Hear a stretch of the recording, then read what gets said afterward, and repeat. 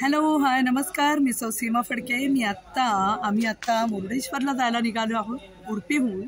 आणि रस्त्यात आम्हाला हे ऑन द वे जाताना एक सुंदर मंदिर आहे आणि तिथे आमच्या ड्रायव्हरने आणलेलं आहे. दुर्गामाता मंदिर आहे इथे आणि इतकं सुंदर आहे ना.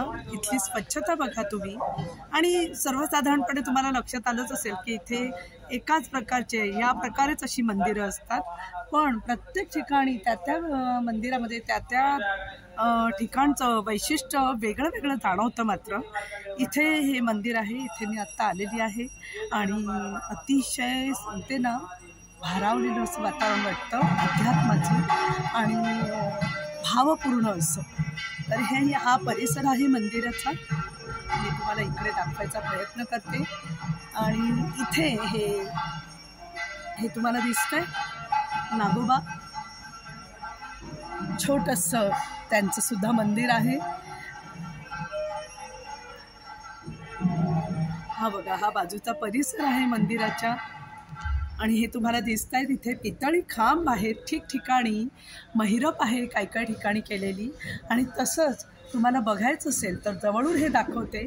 कलाकृती बघा, यांची कलाकुसर किती सुंदर आहे. खूप सुंदर पद्धतीने त्यांनी इथे हे बघा दिसतंय हे.